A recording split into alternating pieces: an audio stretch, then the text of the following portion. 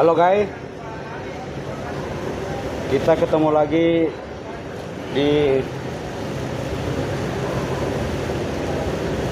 podcast berikut, masih bertema merawat Papua agar selalu ada di dalam keamanan dan kedamaian selalu.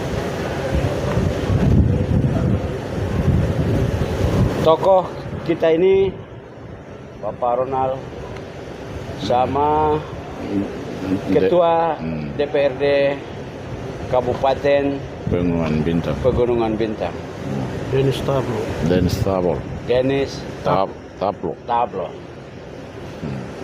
Ya. Saya dari Pak Ronald dulu. Ini kan kita masyarakat ini bertahan ya, karena menganggap bahwa harus ada dokter independen yang menyatakan bahwa datang periksa. Tidak bisa langsung ujuk-ujuk tetapkan, apalagi digeruduk dengan Menko Polhukam yang langsung dengan semua aparat negara. Ini mau bicara hukum kah, mau bicara politik? Bagaimana keadaan? Ya, baik. Selamat jumpa lagi. Ya. Situasi hari ini negara menekan luar biasa, membuat di tanah Rezim, bukan negara, rezim. Rejim. Ya. Rezim Menekan seluruh pejabat orang Papua, lebih khusus Gubernur Papua. Ini membuat rakyat ini panik atau ketakutan sekarang. Ini situasi yang hari ini di tanah Papua. Sehingga kesempatan ini mungkin saya dijelaskan, perlu disampaikan tegas bahwa semenjak integrasi bangsa Papua Barat ke dalam NKRI 1996 sampai dengan hari ini, itu di tanah Papua ini pembangunan sama sekali tidak ada. dibanding dengan Jawa, Dibanding dengan seluruh Indonesia.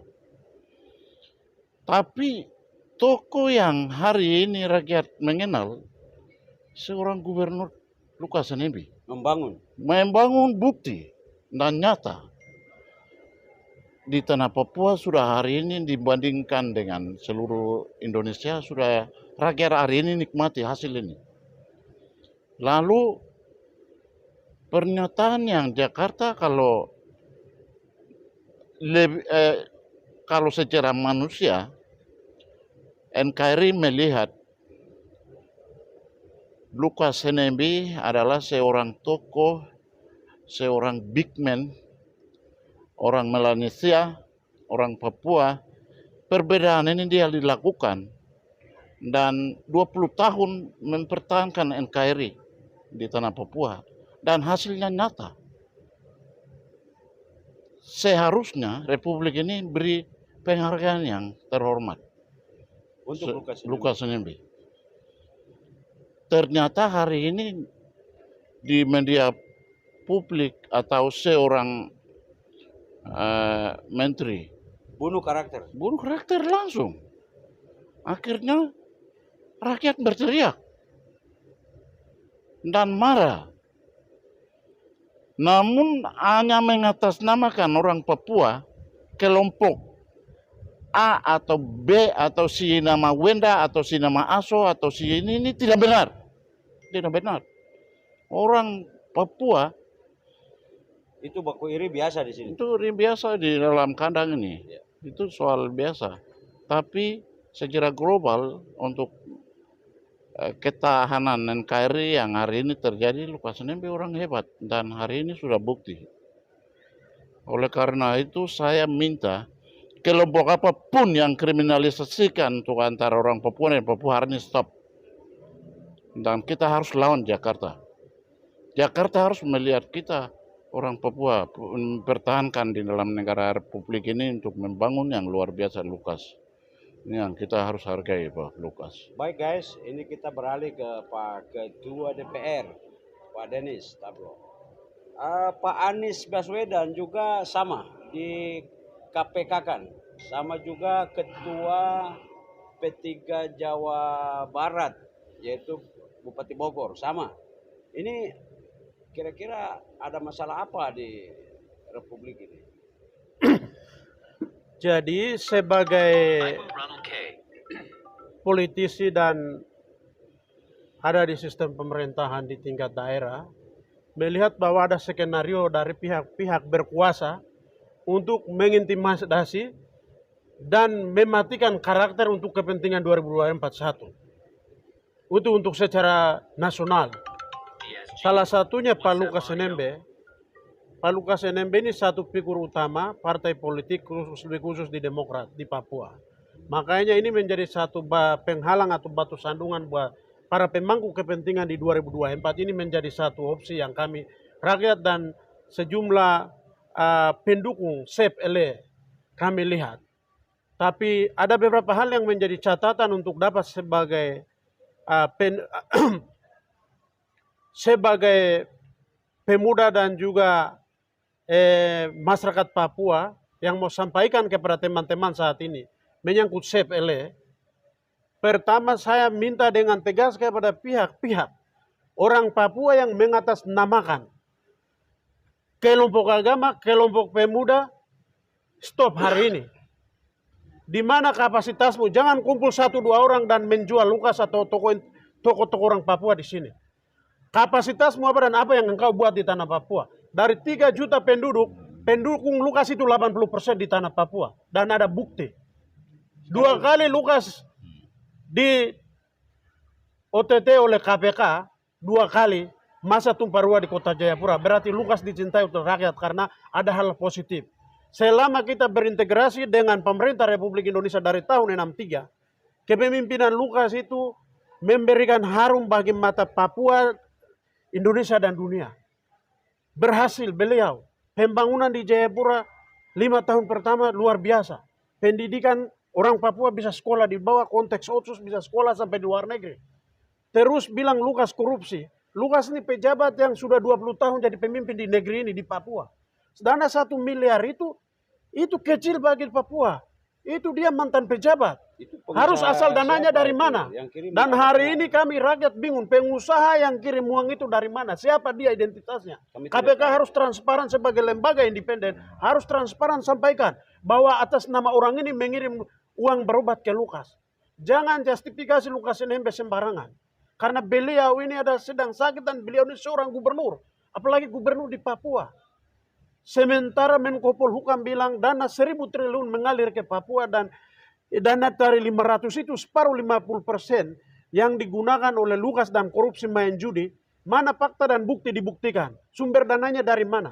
Saya sangat respon dan mendukung kata pengacara. Dana APBD keluar itu ada pos anggaran dengan kode rekening tersendiri. Baru istilahnya pengajuan keluar dan kemana itu pasti tahu. Nah, yang sekarang kami rakyat pendukung Lukas minta untuk dalam hal ini negara memperjelas status tersangka Lukas itu harus terfokus ke dana 1 miliar. Dan siapa yang mentransfer dana itu identitasnya harus KPK sebagai lembaga independen disampaikan secara publik dan jangan sembunyikan. Sedangkan negara membangun Papua itu konsekuensi. 1.000 triliun itu kecil bagi Papua. Apa berapa dana yang diambil dari Papua? Itu harus tahu. Dan Papua 1.000 triliun pun tidak cukup. Saya ini selaku anggota DPR satu periode Undang-Undang Nomor 21 Tahun 2001 dana otsus dikelola oleh provinsi, kita hanya dapat kurang lebih 60 miliar. Tidak ada apa-apanya dana otsus. Sekarang 160 di kabupaten saya. Itu pun tidak ada gunanya. Papua ini dilihat dari aspek geografis kemahalan tidak cukup. Jadi jangan bicara Papua sekian ribu triliun. Uang yang ambil di Papua itu lebih besar dan itu konsekuensi negara harus tanggung. 100 triliun pun negara tanggung. Karena Papua konsekuensinya masyarakat memilih pada saat itu merdeka. Tapi negara mengajak. Negara bilang tawaran otsus sebagai solusi. Makanya tidak ada tawar menawar. 100 triliun pun tidak ada hitungan, tidak boleh tanya-tanya. Itu adalah konsekuensi bagi negara untuk bangun Papua. Jadi itu yang harus saudara Menko Polhukam dan negara harus tahu. Perangkat pemerintahan harus tahu. Kalau Papua itu mau aman dan membangun, tokoh-tokoh Papua dilindungi dan harus diperiksa, harus prosedural. Tidak boleh langsung menjatuhkan martabat, harkat dan martabat ini korupsi karena ada kepentingan di balik kepentingan negara. Misalnya, ada kepentingan pemilu 2024. Beberapa pejabat Papua dipanggil. Salah seperti Pak Lukas. Kami mau supaya KPK sebagai lembaga independen harus mereka mengadili gubernur Papua secara adil dan bermartabat. Dan mengedepankan hak asasi manusia. Pak Ketua, coba jelaskan tentang bagaimana kita merawat Papua menurut Pak Ketua DPR. Ya, merawat Papua harus pertama itu pelayanan mendekatkan pelayanan kemanusiaan. Tidak bisa mengadili semena-mena untuk tangkap Papua. Karena begini, hari ini negara tidak mengurus tuntas kasus-kasus pelanggaran HAM yang terjadi, terutama mutilasi di Timika 4 warga ini menjadi ini nilai kemanusiaan. Kita ini negara yang beradab dan negara yang menatu agama dan Pancasila. Kalau benar-benar negara melihat manusia Papua adalah bagian integral dari Indonesia, maka mereka harus benar-benar mengadili menyelesaikan kasus-kasus ini lebih diprioritaskan daripada mengalihkan perhatian publik baik nasional maupun internasional untuk kasus-kasus yang tidak relevan seperti kasus Pak Lukas yang tidak ada bukti siapa pengirim uangnya. Ini negara harus tahu, tidak boleh mengkriminalisasi tokoh Papua, terutama Ele yang adalah tokoh nasionalis dan pluralis di Papua ini. Yang mana dia mempersatukan isu orang pantai, gunung, pendatang, dia mempersatukan semua agama dipersatukan. Beliau ini tokoh nasionalis. Dan juga kalau Lukas dia korupsi dana otsus di Papua sekian triliun, tidak ada pembangunan di kota Jayapura ini. Beliau ini orang visioner. Bagaimana hadirkan PON untuk bagaimana memberikan pandangan, memberikan pencerahan kepada warga Papua untuk mereka adalah bagian dari integral dari negara ini, menghadirkan satu kegiatan positif untuk masyarakat menyaksikan, menyelenggarakan dan merasa memiliki bahwa bagian dari integral dari negara ini. Hal-hal ini harus mereka lihat. Tidak boleh langsung menjatuhkan dan mengadili seseorang yang memimpin untuk membawa perubahan masyarakat bagaimana berkembang hidup sejajar berdampingan seperti Lukas. Nah, itu yang menjadi harapan kami rakyat Papua. Jadi mungkin itu yang saya sampaikan atas perhatiannya. Terima kasih. Salam merdeka. Baik guys, Pak Gubernur Lukas yang sudah 2 periode itu, dia membagi dana otsus itu hanya untuk dirinya di provinsi itu 20 saja. 80 dia drop ke kabupaten. Berbeda dengan yang sebelumnya, itu provinsi kelola 60. 40 itu berebut semua kabupaten. Itu artinya dari niat baik beliau, itu bagaimana dana otsus itu lebih mendekatkan kepada rakyat melalui bupati-bupati. Sehingga ketika dikatakan dana otsus, jangan dibilang kepada hanya gubernur, tapi seluruh kepala daerah tingkat kabupaten juga menggunakan dana otsus. Ya, sangat. Ini Pak Ronald, saya prihatin sekali dengan adanya mereka tiba-tiba saja dibilang gratifikasi. Sedangkan apa yang Pak Ronald tahu kepala-kepala daerah seluruh Indonesia terhadap proyek itu bagaimana biasanya? Jangan baku tipu maksudnya. Ini kalau Jakarta mau dana otonomi khusus yang bergulir 20 tahun di tanah Papua ini, kalau mau ketahui bersama, berarti jangan disalahkan gubernur hari ini dengan belum ada data yang jelas, bukti yang jelas. Tapi evaluasi harus total. Panggil 29 kabupaten kota. Papua Barat juga. Papua Barat sama. Supaya setiap kepala daerah bupati di tanah Papua dipertanggungjawabkan karena gubernur sudah bagi 20% di daerah, Di provinsi 20% di provinsi, 80% di daerah. Berarti gubernur dibandingkan ini sudah jelas. Tidak mungkin korupsi gubernur. itu dia bikin kebijakan sendiri. Dia kebijakan sendiri luar biasa. Dan 10% dibiayai seluruh gerja. Dan 6% seluruh biaya anak-anak Papua hari ini yang ada di luar negeri 1.700.000 orang akan sudah dibiayai. Dan 1.700 orang yang sudah di seluruh dunia. Amerika, Rusia, Australia, New Zealand, Cina. Ini luar biasa, terobosan yang luar biasa lakukan seorang gubernur yang tadi awal saya sudah sampaikan. Ini yang seorang bapak berpikir mengapa daerah lain bisa maju, di Papua tidak bisa. Ini yang membuat visi dan misi luar biasa. Oleh karena itu, kami orang Papua sepakat. Jadi siapapun datang di sini untuk sewenang-wenang pemaksaan panggilan pertama, kedua KPK lakukan.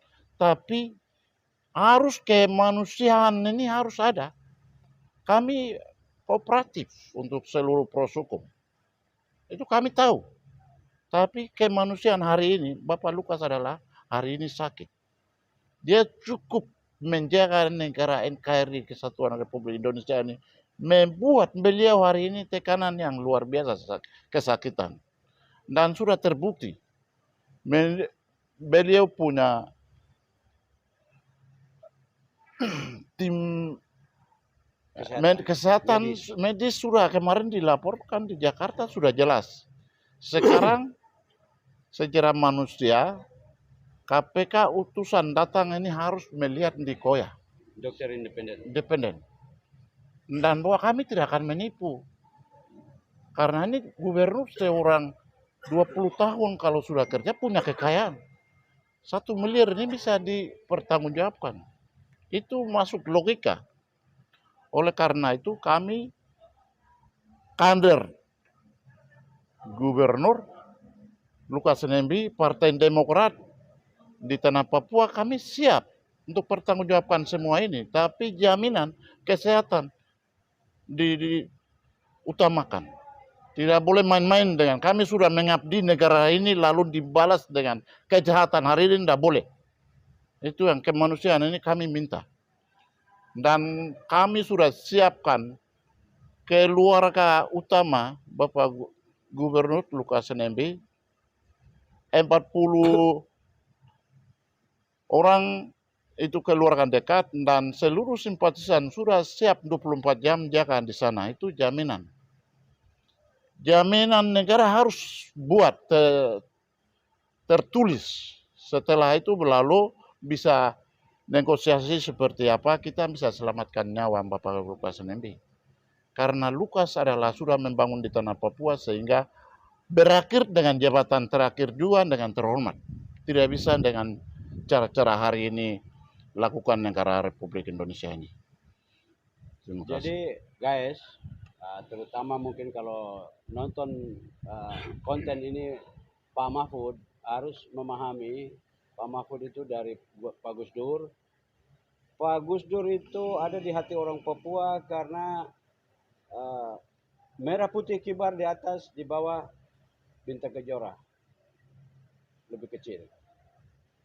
Itu Gus Dur. Dia tidak akan hilang dari hati orang Papua. Itu Gus Dur. Yang membekas karena mengerti dengan Pak Mahfud. Kami tidak mengerti dengan Pak Mahfud hari ini. Karena kami juga di sini sudah hidup 30 tahun bersama-sama dengan saudara-saudara di sini. Bagaimana kami di antara kami tidak ada masalah secara sosial, kami berteman. bersaudara. Akan tetapi justru hal-hal seperti Pak Mahfud ini kami tidak bodoh. Jangan anggap orang Papua itu bodoh. Justru apa yang dikatakan oleh Bapak, kata per kata itu mereka kasih dinoket. Jadi simpan bawa lama. Hati-hati. Pak Dewan, mungkin terakhir kah, belum kah, tapi yang menyangkut ini Pak Lukas ini diserbu oleh buzzer-buzzer Partai Sambo dengan buzzer RP. Semua dibahas rame di media sosial. Itu di blow up. Tanggapi. Saya kira yang dibicara oleh teman-teman ramai di media itu tidak mendasar karena tidak ada fakta dan bukti. Dan ini pengalihan isu yang sebenarnya. Di mana institusi negara itu ada. Sebagai sebuah negara demokrasi yang dipayungi oleh sebuah landasan hukum, kita harus melihat akar persoalan secara baik dan mengadili warga negara dengan cara-cara yang benar dan bermartabat. Saya kira negara harus menyelesaikan persoalan, terutama kasus Sambo itu. Kasus Sambo ini lebih besar. Itu tentunya di dalam itu sudah melibatkan oknum-oknum petinggi di negara ini. Malah urus 1 miliar. 1 miliar ini 156 triliun uang judi online yang diduga melibatkan berbagai bintang-bintang, berbintang ke apa. Itu bagaimana itu? Hal itu yang sebenarnya mereka urus karena ini sudah menodai institusi negara. Apalagi penegak hukum. Republik ini kita mau bawa kemana ke depan kalau begini? Karena republik ini yang menyelenggara, yang mengawasi, ini semua dipayungi oleh aturan. Untuk itu, harapan kami lebih baik negara mengurus kasus yang 100 sekian triliunan itu, dan juga lebih kepada penegakan hukum untuk membela hak asasi manusia yang mana telah tidak diurus dengan baik. Lebih khusus di Papua sejak 63 sampai hari ini. Banyak persoalan yang mendasar. Untuk itu, untuk kasus LE ini, sumbernya tidak jelas. Ini kumpulan informasi yang mengira dan meramai di media massa. Dari sejumlah konten, dari sejumlah isu. Seolah-olah membesar-besarkan tanpa dasar dan fakta. Kalau benar maka siapa yang transaksi, sumber dana dari mana, dan siapa yang mengirim harus KPK sebagai lembaga independen. Mereka harus menyampaikan secara transparan ke publik. Supaya kami pihak pendukung warga masyarakat Papua, pendukung LE harus tahu bahwa benar ada dasar. Tapi ini hanya menghambur isu di media untuk seolah-olah Lukas melakukan korupsi. Padahal fakta kepemimpinan Lukas, Otsus itu sudah jalan sesuai dengan prosedur. Sesuai dengan presentasi pembagian alokasi anggaran yang jelas. Pendidikan jelas. Di Papua sudah beliau bangun rumah sakit tipe A sampai B dan C di seluruh wilayah Papua. Kita sudah kirim anak-anak, beliau sudah kirim anak-anak sampai di seluruh dunia. Itu hasil dari Otsus. Dan itulah yang kembali membangun Papua. Salahnya lagi kami warga Papua menyesal karena negara mengambil alih untuk menutup orang Papua tidak bisa sekolah di luar. Berarti kami klaim sebagai bodoh dan hanya berpikir di Papua saja atau Indonesia saja. Tidak bisa. Zaman ini sedang berubah. Tidak boleh lihat dari sisi negatif. Berikan kewenangan, kebebasan, berikan dana yang cukup. Orang Papua membina dan membangun diri dalam konteks Otsus, Bingkai NKRI. Supaya kesejahteraan dibangun, pendidikan dibangun, semua dibangun. Teman-teman di Papua yang tinggal di luar hari ini, seolah-olah Lukas makan habis uang rakyat. Bicara dari ini mengatasnamakan tokoh gereja, tokoh pemuda, tokoh ini. Di mana kapasitasmu? Mengatasnamakan, kalau ada buktikan. Mana umatmu kumpul kalau tokoh gereja? Kalau tokoh pemuda, mana pemudamu kumpulkan? Kita lihat. Rakyat Papua 80% sebagaimana saya sudah sampaikan di awal bahwa mendukung Lukas Nembe. Karena beliau naik, menghimpun, merangkul semua warga orang Papua dan orang teman-teman yang ada di Papua. Dari tidak membedakan agama, suku, ras. Itu bukti nyata. Makanya terakhir kami minta perjelas siapa yang mengirim uang 1 miliar itu. Supaya tahu persoalan. Ini seolah-olah kalau tidak jelas begini kan Ini orang mensekenariokan untuk mengalihkan isu yang sebenarnya di balik ini. Dan ini sudah tidak bisa lagi. Sekarang ini cara ini tidak dipakai. Negara harus di mana wibawa negara ini kita mau taruh kalau begini. Mungkin itu yang saya bisa sampaikan.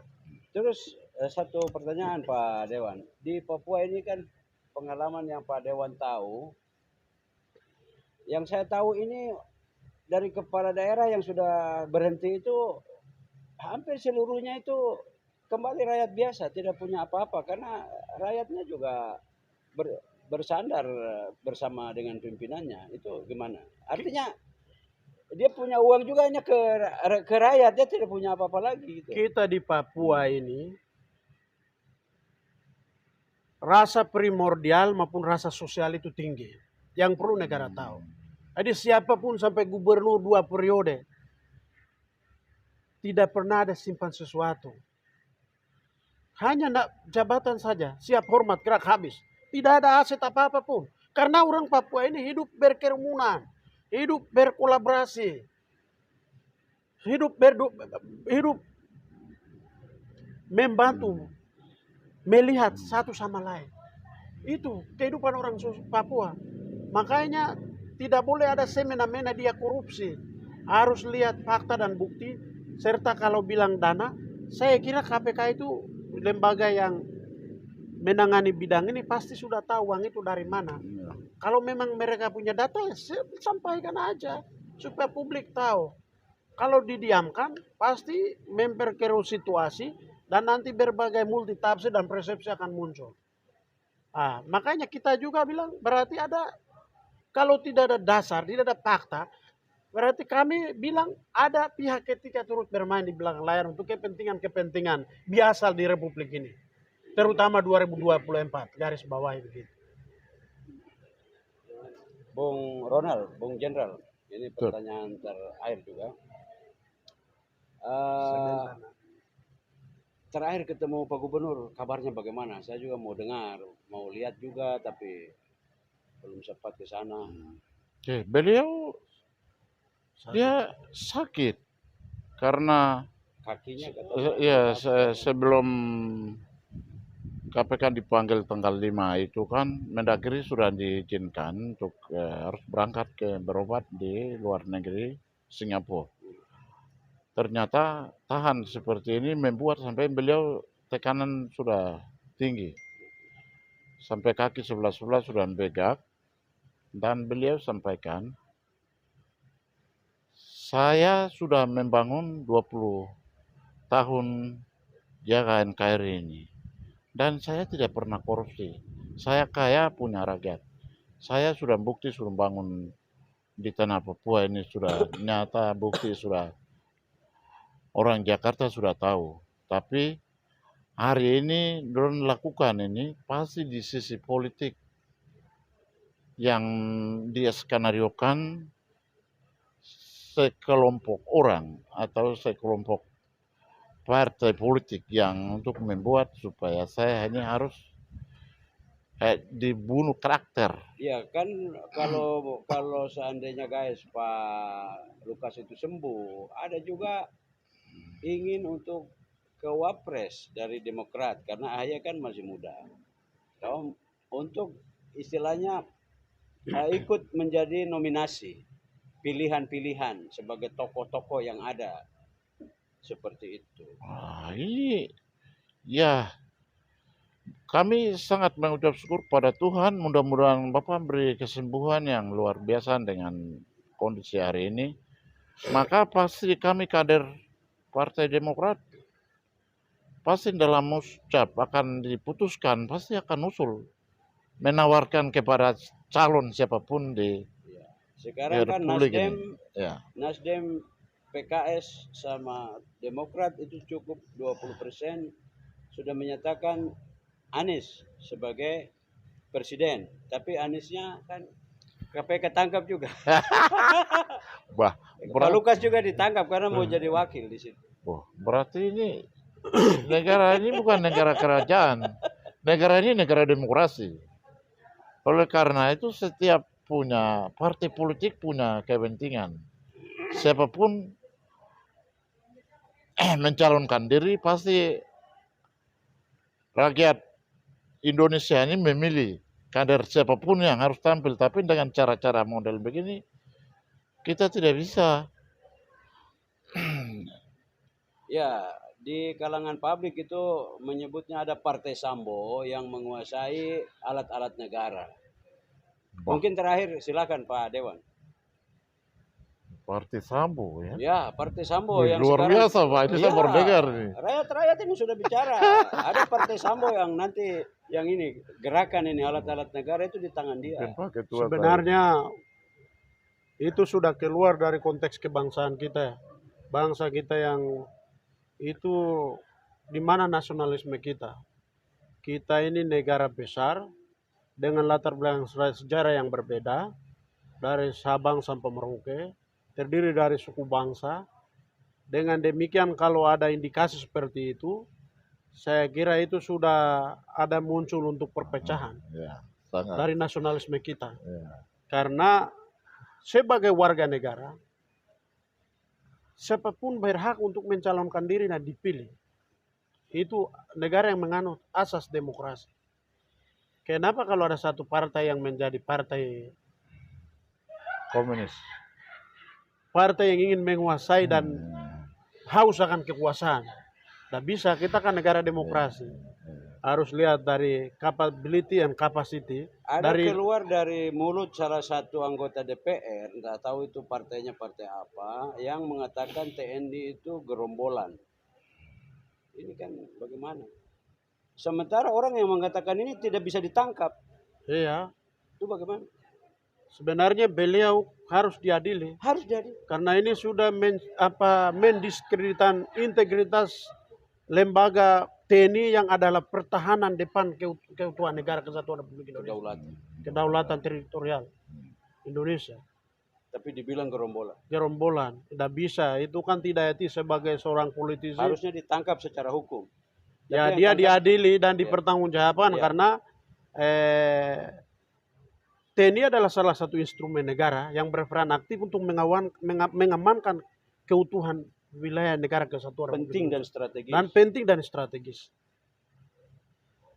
Yang tidak bisa serta merta mencederai institusi dengan semau seseorang. Tapi kenapa tokoh itu tidak ditangkap, ya tidak bisa disentuh oleh hukum? Itulah negara ini. Negara ini kan sangat dilematis dan kita tahu kalau sesuatu persoalan di pulau di luar Papua sana itu dianggap biasa-biasa. Tapi di Papua itu orang kentut saja urus sampai rame. Kan? Aneh loh. Ada apa di Papua? Lebih baik urus yang besar dulu. Yang mencederai hak-hak sipil, hak-hak asasi warga negara, atau pencemaran nama baik institusi maupun personal, yang seperti saudara kita itu, salah satu saudara kita, anggota DPR RI, yang tahu tentang aturan, tapi seolah-olah langsung mendiskreditkan sebuah lembaga resmi yang adalah salah satu instrumen terdepan. Yang dia jatuhkan semena-mena saja. Ini kan aneh. Menuduh gerombolan itu sudah sangat menyakiti. Sangat menyakiti TNI. Ini kalau sudah begini, ke depan ini kita tidak tahu. Apakah kesatuan Republik Indonesia tetap utuh atau tidak. Karena negara besar saja tidak pernah bertahan sampai 100 tahun. Kalau sudah ada perbedaan pandangan seperti ini di dalam tubuh internal. Bupati Merauke sudah mengatakan dia memberikan ke orang-orang DPR RI dalam pansus otsus uang untuk mengubah pasal. Ya kalau itu tapi benar. Tidak ditangkap juga, sudah dilaporkan tapi. Iya, sebenarnya negara harus mengurus itu. Kalau mereka benar-benar sebuah negara yang peka terhadap aturan dan mempertahankan integritas sebuah negara, di bawah negara. KPK harus urus juga. Harus urus. Kenapa hal itu beda? Sudah bupatinya mengaku, sudah diam saja. Ada yang sudah melapor lagi. Ditekan suruh cabut lidah. Cabut lidah. Baru urus orang yang sedang berobat sakit. Kasihan. Padahal beliau sudah berjasa di negara ini. Sudah 20 tahun. Mengabdi kepada negara kesatuan Republik Indonesia. Beliau sedang kondisi sakit, sedang berobat. Tidak ada sama sekali penghargaan dan penghormatan. Ini negara ini semakin aneh. Baik guys, kita sudah mendapatkan berbagai ungkapan, proposisi, frase, ujaran yang berkaitan dengan merawat Papua, merawat Indonesia. Wah, Wah, kinaonak. konak. Terus kasih bunyi. Sekarang begini, baik terima kasih Pak Ketua. Pegang ini di mulut. Di mulut. Baik terima kasih Pak Ketua Pengumuman Bintang dengan Abang Ronald. Terima kasih atas waktu yang diberikan pada saya. Saya masuk dalam keluarga NMBWA. Saya mohon supaya keluarganya Pak Gup itu termasuk saya. Saya mohon di Papua ini kita tidak baik apa. Papua ini selama KKLE memimpin itu sudah berbagai macam suku, adat, istiadat yang mereka KKLE sudah membagikan semua posisi. Dalam 10 tahun pemerintahan yang sedang berlangsung ini, teman-teman yang sekarang sudah kerja di pemerintahan maupun eksekutif atau legislatif, tolong bantu Kakak Lukas. Itu satu. Yang kedua itu toko di Papua ini bukan banyak. Jangan bikin toko-toko omong kosong di jalan-jalan. Itu saya pesan. Toko di Papua ini kalau mau bilang itu Tuhan memang sudah ditentukan.